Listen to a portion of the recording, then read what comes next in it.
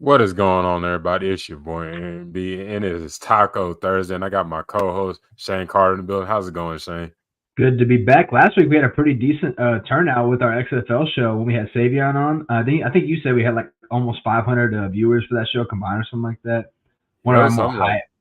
Yeah, yeah, it was we've been getting a good amount of views over the last couple of weeks, whatever it is. I guess people are just like either bored or whatever it is, but we appreciate y'all. yeah, Um, absolutely. keep watching, keep listening, or ignore us, whatever. Um, but I'm grateful that y'all at least care enough about our opinions. But again, maybe it's just because it's like that time of year where you just need content. So we're here to get it to y'all. Yeah, absolutely. Maybe out of those people, maybe they'll stick around when it comes to the season. Maybe we'll be on their list of shows to listen to, or even if we're just your background noise when you're cooking or just having fun with your kids. That it's still we appreciate y'all I being know I there. got family members that I tell about the show, and I know they watch a lot. So they're probably watching right now, but they don't really comment on the show. I don't know if they really want to. I think they just really just enjoy it, but it was just fine. I actually encourage people to ask us questions and to comment as much as possible, just because I don't really mind breaking segments to answer questions, Yeah. especially like just because a lot of times we have pretty decent insider information from people that we know. Mhm. I know you have a decent amount of contacts. I got a decent amount of context for what we could answer. Yeah. But yes, I don't know about you, but I actually encourage questions for people. Yeah, yes, please. If you got some questions on anything, if you want to know a little bit about us, Or make a you comment. Be part of the conversation. Like yeah, like like Aaron knows I work in radio, and so like a lot of times it's me and two other guys, and once in a while we'll have people call to be on part of the show. But I think a lot of people were scared to like get their opinions out there, or whatever like that. No. It's okay. Like we are professionals. We do other stuff outside the show in regards to that, but we ain't like so above everybody else that we can't just ask them. What's up? What is that? EJ EJ. Savage. What's up, EJ? What's up, EJ? What's up? Appreciate you for coming through. All right, you ready to talk some Cowboys? Yeah, absolutely. Do you want to pay the bills real quick and talk to Water Cleans real quick? Go ahead and show love to the sponsors. Oh yeah, we gotta show love. You already know. So we need to get if you need to get your carpets clean, couches, tile and ground, moving in or moving out, you need to get that place looking brand new. Call What a Clean Solution, a family-owned mobile cleaning service that can clean anything from a small carpet to even making your car or truck look brand spanking new. Give them a call or a text at 210-790-1410 and use promo code TNT for 5% off your total clean. That is promo code TNT at 210-790-1410 for 5% off. And we'll do our second sponsor, and that is SeatGeek. Life's an event. We have the tickets, concert, games, shows, and more. And use promo code all capital letters, tacos, touchdowns, and get you $20 off your first purchase. SeatGeek, a ticket for every fan. So, okay, now we can get into the meat and potatoes of our show. In the first segment, we got There we is go. yes, sir. So the first segment is we got June 1st coming up, and that means June 1st cuts. We want to talk about what's some possible June cut players Mm. that could be we should possibly be monitoring this coming up in a couple days. Okay, so this one's kind of an old one, but I'm gonna throw one out there just because it is a real possibility. All right, Okay. and I'm looking at and I'm gonna preface this right now. I believe the Cowboys right now, when it comes to the running back position, are trying to do what they did in 2015 when they sort of they moved on from DeMarco Murray, and this was before they drafted Ezekiel Elliott. They went into the season with Darren McFadden, Joseph Randall. I can't remember who the fullback was, but essentially the concept there was they would go by committee. Obviously, eventually McFadden, as the season went along, became the guy, and he actually had Right. one of his better years. But that running game was based on the fact that they had a really good run blocking offensive line. And if we base that on what we see right now, and let's assume right now that Guyton sticks it out at left tackle, he goes in there and he does fine. We know what we're going to get from Tyler Smith and Zach Martin. Let's assume Terrence Steele, even if he's not really back to what he was in terms of pass protection, he's still one of the better run blocking right tackles in the game. And let's assume Cooper Beebe is the fact to start at center, right? Then just by that alone, you have a much healthier and much better run offensive line than you did starting week one last year. And I would confidently say that. So I'm looking at running back right now. Your two starting running backs, as it stands today, are Rico Dowdle and Ezekiel Elliott. Now, I still have love for Zeke. I think he should be in the Ring of Honor one day. I actually have love for Rico Dowdle, especially as like a supplemental back who I think can get you 5+ yards on any given carry if you because he has that kind of second burst. But if you ask me, do I trust him to be the lead dog? Not really. And so I'm looking at a player like Miles Sanders from the Carolina Panthers. He signed a really lucrative deal last year. Didn't really work out in his favor. I believe the Panthers could. They wouldn't. They would actually save money on their cap with they post June 1st cut. Plus, if you look at their backfield, they still Chuba Hubbard, who they like. They drafted your guy Jonathan Brooks out of Texas. I can't remember who else they have on the. But the point is that they have a deep running back backfield. So my first guy, because we have other guys I want to mention. My first guy obviously will go towards that position. Again, I think the Cowboys could get away with a running back by committee approach with the guys they have, especially if the blocking projects as we think it should. I think they can get away with that. But if you tell me I can get a better run blocking scheme from my front five, and also a potential some extra juice, an extra improvement, whatever you want to call Miles Sanders, where he is now, then I would maybe take a chance on that. That's the first guy I would bring up. I like that one. When you think about it, I know his production wasn't there against the Panthers, but you gotta look. The Panthers' offensive line wasn't up to par when you think about it. Like you put it was still being built up, right? Yeah, bunch of young guys that are still developing. But if you put him in with the Cowboys' offensive line, you may see better production. Maybe he'll be that 4 yard, a little over 4 yards per carry type of guy. So I like the Miles Sanders guy. But the first guy I'm thinking about, he's actually on the same team as Miles Sanders at the time. I almost said Myles Garrett, but man, imagine him as June 1st cut. But that's crazy. But I know where you're going with this too. But go ahead. Yes, sir. So the next one is Terrence Marshall Jr., wide receiver out of LSU, a guy that was a second-round pick in 2021. He's 6'2", 200, so he has good size and everything.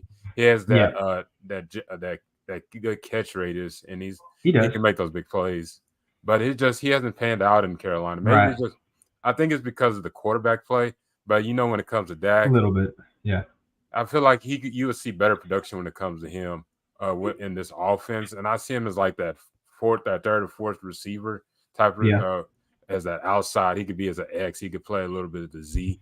Mm-hmm. And I think the biggest knock on him is just that he hasn't panned out as a second round pick type of receiver. Well, that's a pretty big knock if you don't pan out. That's a pretty big knock. Yeah, but I think he'll be a good affordable pick, and it just you'll have, because you always got to think about price when you think of the Dallas Cowboys. And just having that good outside receiver depth was definitely a big plus. But that's the first guy I think about. Who's your second guy? Well, first of all, when it comes to your guy, first of all, anyone who's post June 1st, price is always going to be favorable, just because at that point you're kind of playing for those vet minimum contracts. And what I like about Marshall, just because if we want to talk about him a little bit, is that I don't want Tolbert to just go back to wide receiver 4. I want someone who can come in and split that wide receiver 3 reps with him, so that we're not dependent on that position, because I've seen what the Cowboys have done. Go back to 2022, when you put everything into these guys. Right now, they're starting 3 receivers, as it were today, would be CeeDee Lamb, Brandon Cooks, and Jalen Tolbert. And I'm fine with that, because I actually like their depth. And we get to who we think the 6th guy will be later on. But Terrence Marshall would be a low-risk signing. I think right now, as it would be that if I had to guess, wide receiver back to me, it sounds like a plan to me. Oh, hey, what's up? What's good, James? What's up, James? Okay, Corpus Christi in the house. Okay, sir. Yeah, so I like the concept of having a guy who can come in and supplement some snaps from Tolbert. My thing with Terrence Marshall is that he hadn't reached his upside, but part of me also thinks that maybe is he really an upgrade over what you have right now. As it stands today, their 4th option at receiver, and you might disagree, would probably be Kevontae Turpin. I know Jalen Brooks had really, really good OTAs. He actually impressed last year a little bit in spots. I think he's going to compete for that 4th receiver spot. So if I'm going to go out there and get a receiver, I want someone who I know that I'm confident can come in and either take the pressure off Tolbert, or I think he give me the same output in rotation, if that makes sense. Because I don't want someone who I think is just plainly going to play the X or the Z. I want someone who can be a little more flexible, Terrace Marshall to me is a strictly Z receiver. I don't trust him in the slot. I don't trust him as the X, even though it's crazy to think because he was a slot receiver primarily at LSU, but they tried him in the slot at Carolina, hadn't really worked out. And plus, I don't want to take away CeeDee Lamb from playing in the slot either. So I like the concept of Marshall. I would probably look elsewhere if that's me. I understand. So we do got I think. Why is there middle there? Actually, I like the questions that come in. Cooks is your number 3. Ferguson. Yeah, well, technically yes. By the offense as it stands, yeah. Ferguson is this team's number 2 option. Cooks is the 3rd option, but as the depth chart goes, you go based on wide receivers 1 through probably 6 because McCarthy is notorious for keeping at least 6 receivers. Sometimes he keeps 7 if it's special teams or whatever it is. But yeah, Fergie is obviously the team's 2nd option, but and when it comes to just strictly receivers, because Ferguson is listed as a tight end, Cooks is your number 2. Tolbert will be your 3rd. So, but EJ, you're right in terms of like who the target shares would go to. Yeah, and then he brought up a good point on this, more along the lines of the exactly. That's exactly right. Yeah, that's not in the same execution, but in the same concept, right? Yeah. I wish. I actually want to know who you got next. Do you have a defensive guy in mind? Oh yeah, I got a defensive guy, and the guy I got is Maurice Hurst, defensive tackle from the Browns. Mo Hurst, yeah, I was a big fan of him out of Michigan. I was a big fan of him actually. Yeah, I was too, and I know the biggest thing he had that heart condition, but he's had a solid career overall, playing for the Raiders, and then he played for the 49ers, and now the Browns. And the Browns are in a situation where they got a lot of depth at defensive tackle. They just drafted a guy, Mike Hall from Ohio State, who has a similar build, similar kind of skill set as a Mo Hurst. And I think having him as that rotational 3 tech with Osa, that'd be a good depth because you're lacking defensive tackle depth. Having a guy like that who's been in the league for a while that can offer in the pass rush and also in the run defense as well, and then got that flex to play inside and outside, I think he'd be a good addition for this team. So that's why I'm going with Mo Hurst on him. Are you at all concerned that maybe he's like just primarily best as a 3 tech? I know he's shown that he can play both the 3 and the 1, but he is better as a 3 tech. And this team has 3 tech options.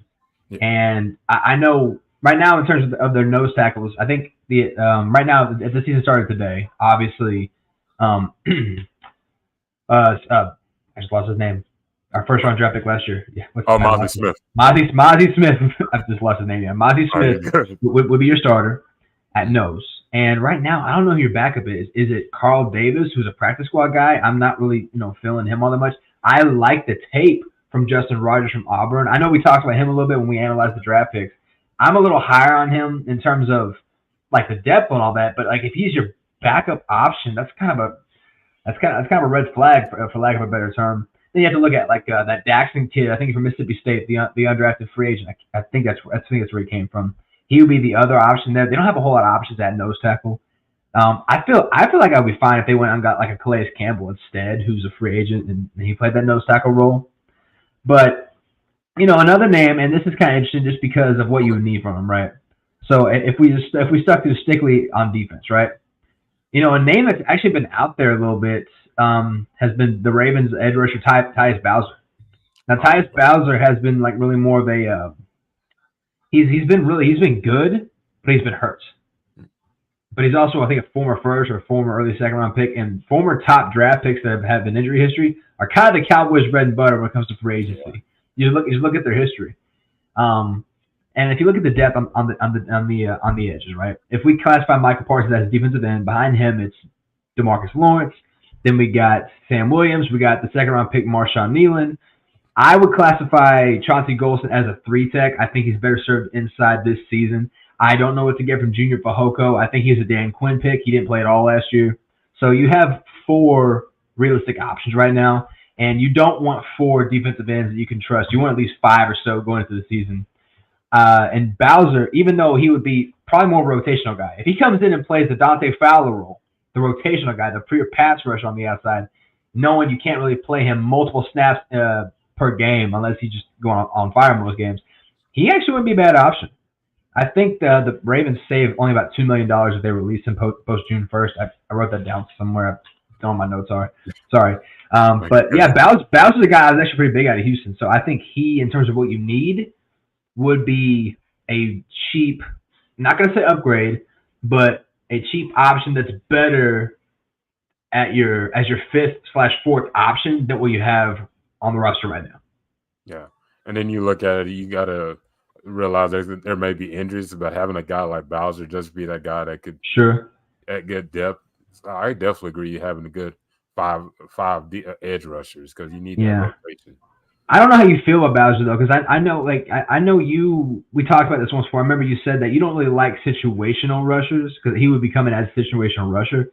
But I think for what his price could be, would you be okay with him, even though given his injury history, or would you be looking elsewhere? I'm just like, what do you think about that for the 5th option?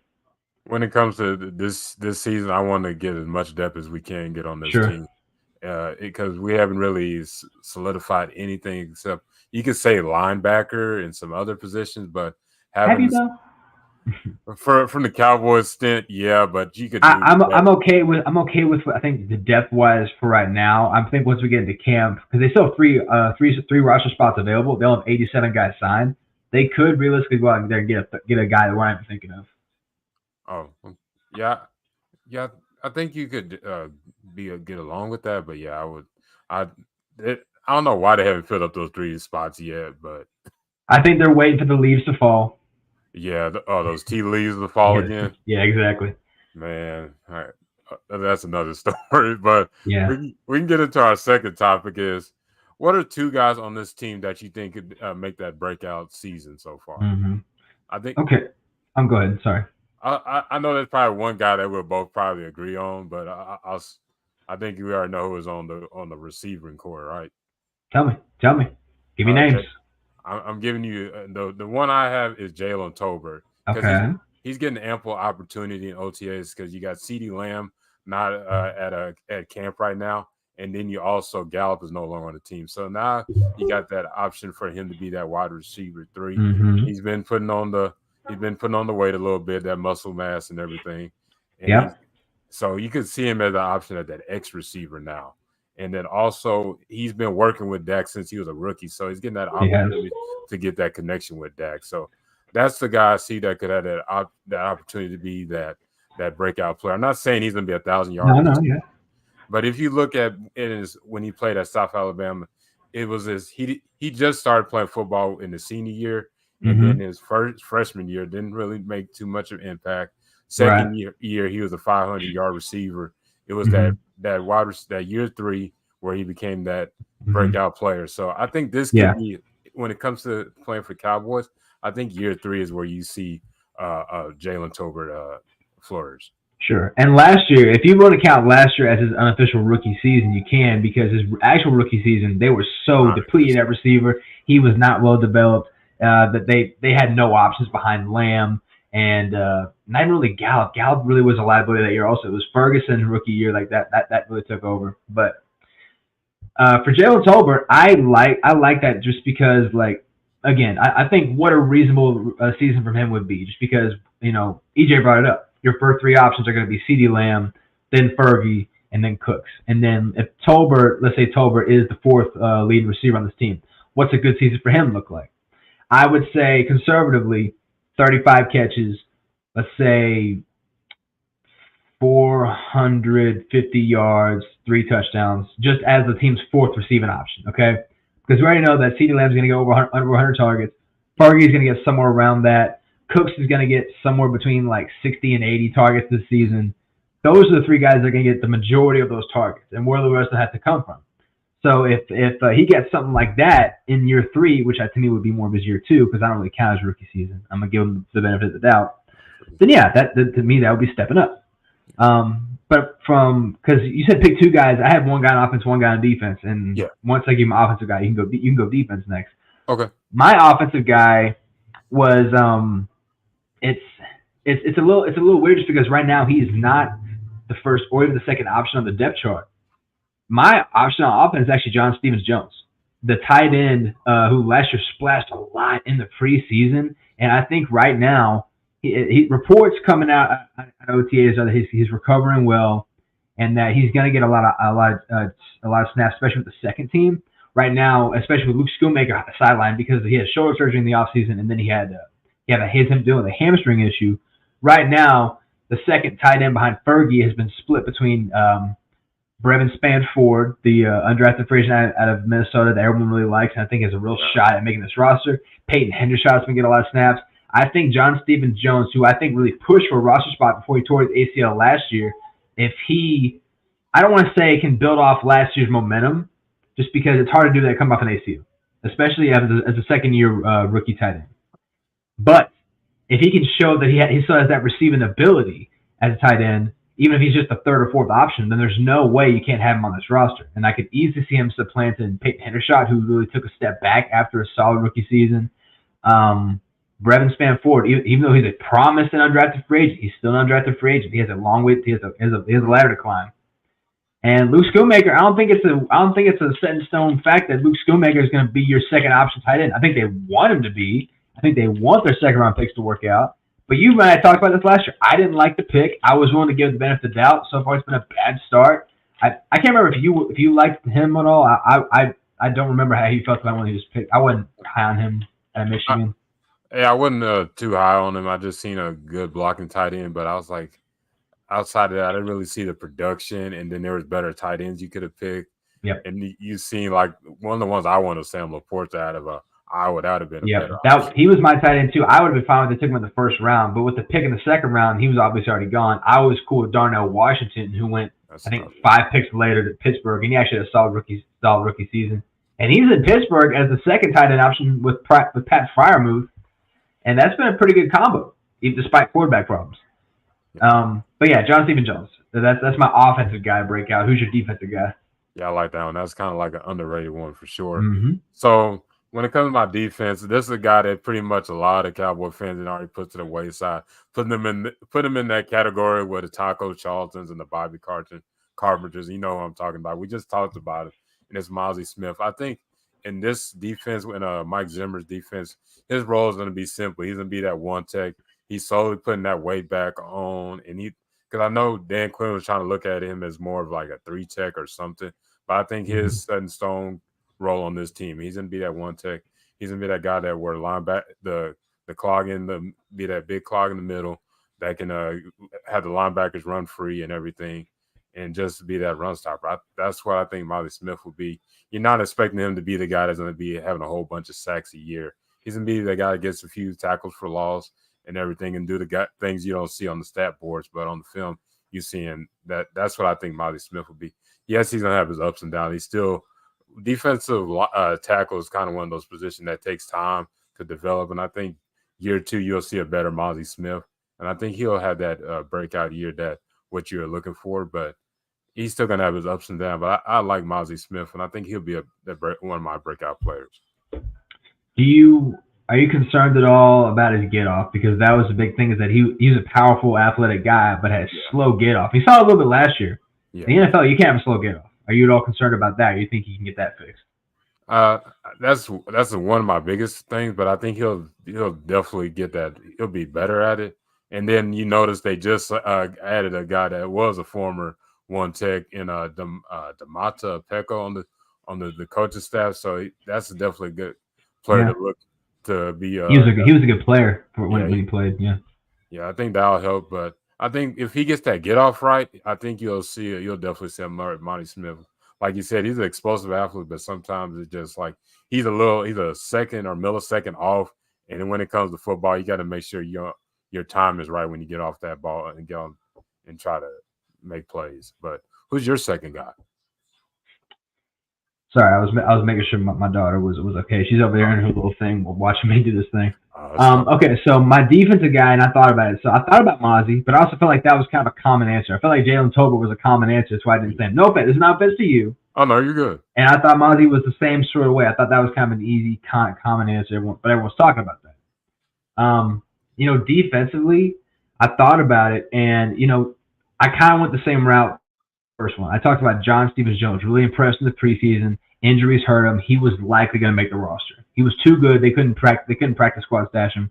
So IR stashed him, and that was lucky for them. Yeah. So I'm kind of surprised you didn't say it because he's your boy. But what about DeMarvin Overshown? I DeMarvin was Overshown has been apparent as reports have come out. The rehab has gone well on his 20 ACL. He was by far their most impactful defensive player in the preseason last year before he got hurt, and it was a non-contact injury too, which is the worst. You saw him run to the locker room. Okay, this is fine. It's probably like a hamstring or something, whatever it is. But no, he tore the ACL, which sucked. And we saw last year they did nothing to address the depth in the linebacker room. They said, okay, we'll just move Marquise Bell over to the linebacker. And God bless Marquise Bell. I thought he did a good job for what they needed him to do. He had a 0% missed tackle percentage throughout the season, but he's more of a box safety / what Jaron Curse was doing when they had the Dan Quinn system. And you want him to play as a linebacker safety hybrid, not pure linebacker. Right now he's working with the first team. He's the starting Will, and Damone Clark is the starting Sam.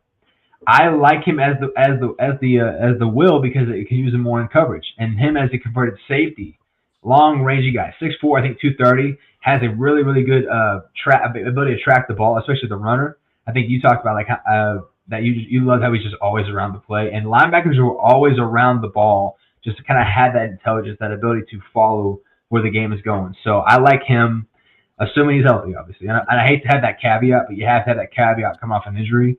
That if him and Clark as your team's starting outside linebackers can really put it together, you can actually have a very athletic, very fast, very probably a very good coverage linebacker unit. And I thought Overshown, especially because last year was kind of lacking in terms of like defensive rookie breakout guys. I always thought he had a chance to be that defensive rookie of the year type of guy, but obviously that didn't pan out. So I expect a lot of him. Let's put it that way. And James, our guy James, he has another guy Eric Scott. I'm not that high on Eric Scott. I wasn't. I was somewhat. I was okay with him last year for what he was. I thought he had good ball skills. I don't think he can track the ball all that well. He was a specialist guy for you last year, and plus their 5th round pick this year, Kalen Carson from Wake Forest. I thought. Let me put it this way: if Maris Leofau, the linebacker they took in the 3rd round, and Kalen Carson had been switched, so you took Leofau in the 5th and Carson in the 3rd, I would have been much better with that because I think Carson could actually become a starter this year. I think Eric Scott is a bubble player right now. Kalen Carson, I think they brought in because they want someone who could not only compete but also be effective on the outside, so they could put Deron Bland back in the nickel, back in the slot. Because one thing that Carson is so good at, he's a really, really good physical tackler, and I think he was one of the highest-rated run defenders at the cornerback position in the draft, which is like you love to hear that. Eric Scott, unfortunately, I think right now he would probably be this team's 5th option at linebacker, corner at best, but I think right now he's on the bubble. Yeah, I see him in between there. So you actually answered my question. I was about to ask, where do you see Carson more at? I was about to say you kind of see him more as that outside corner, and then you, like you're saying, have Bland at nickel, because I think that'd be the best situation when it comes. Oh yeah, absolutely. Bland I thought was admirable on the outside, but he's shown his best position is in the slot. Yeah, but going back to linebackers, so you just talked about Maris Leofau. What do you think in his rookie year? You think he'll be moved around more at being depth at Mike, or you think he'll be more at Sam? If I had to guess, he's going to be a guy who's going to have to learn multiple linebacker spots. So Mike would be one, and Sam would be the other, because I think they're going to rely heavily on Overshown to play the will. I think they want better depth at Mike because Kendricks is up there in age, come off an injury. And Damone Clark, who is better as an outside linebacker than he is a Mike linebacker, they want to make sure they have depth behind him. I think Leofau, his rookie season, is going to be a depth piece behind the Sam linebacker roles, but I think he's primarily going to be a special teams guy. Right now, he is this team's 4th linebacker, which means he'll see some defensive snaps, but his primary role is going to be on special teams, and that's just the way that is. Yeah, Mike Zimmer does have high praise for him when it came to the draft. He thinks the guy's brilliant, and he's a guy that you definitely see that definitely is a guy that's trying to figure out what he needs to be on this team, and that's good to see. Like I did agree with you when it came to like if you did switch the guys around with Carson and Leofau. Sure. I think you're not going to be either way. It was as upset. I did not like the selection there. I really wanted them to take Marshawn Lloyd, the running back out of USC, with that 2nd, 3rd round pick. That was my guy. I really wanted him, but we have who we have. But if they had taken Carson there and Leofau in the 5th, I would have been fine with that too. Yeah, it's kind of like that's the biggest knock about that our draft is we didn't get running back. Then we're gonna go back to the draft, but we can go to our last topic is when it comes to Dak's comment, he said that he doesn't play for money. When it comes to that, I know this, he loves this game, but one thing a lot of people miss that he said he lets his agent take care of when it comes to that, and I think that's what a lot of people miss. Do you agree to that? Do I agree with what he said, or what am I agreeing to? I'm sorry. Oh, when it came to when he said his agent take care of it when it comes to the Right. contract and everything. Kinda. I think what the agent is probably telling him is this: is that don't go out there and do something that could hurt you in negotiations. Because one thing the Jones family will do is they try and win negotiations. It doesn't matter if they like the player or not. To them, they want to win the deal, Yeah. and sometimes they f around and find out, for lack of a better term, and they let these TVs fall a little too much. They end up overpaying for a player. Let me take you back a little bit, okay? So in 2020, when Dak Prescott was up for contract extension, and there were reports saying that he was going to be franchise tagged potentially, people were like, no, there's no way, because no quarterback had ever been franchise tagged and then signed by that team, right? It was always by someone else. Yeah. Everyone's like, no, the quarterback market right now is $28 million. Well, the Jones family waited too long, even though after his third year he was eligible. Carson Wentz and Jared Goff both signed for about $28 million per year, and at the time before that, the market was around 25 to 27 million. Right? So okay, so now if you're Dak, okay, now the market now my asking price is up to 30 million because he had outperformed Carson Wentz, he had outperformed Jared Goff, that's just a fact of what it was, especially for his draft position. And so what happened was that the negotiations fell apart for that first time, and they took him on the franchise tag. Obviously, he gets hurt off that franchise tag, but him getting hurt was actually the best thing because it showed how much this team needed him, how bad the offense ran without Dak Prescott on the field.